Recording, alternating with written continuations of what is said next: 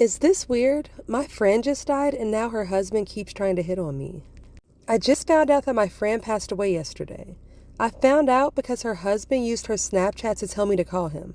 After telling me about what happened, and me crying, he starts asking if we can be friends. I said of course, but then he tells me he's waiting 2 months before he starts dating again, but we can still hang out. Weird, but okay.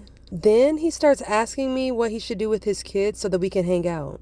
At this point, I'm getting really weird vibes, so I end the call. He immediately creates his own Snap account and adds me. Then he texts me his number, and now he's non-stop messaging me, asking me when we can hang out. Am I being dramatic or is this weird? I mean, your wife just freaking died, dude. I mean, I was friends with her before they even met each other. And now he has 2 very young kids and he's a single dad. The last thing he should be doing is worrying about dating. Is he just trying to find someone to help him take care of his kids? Or is this potentially something more sinister?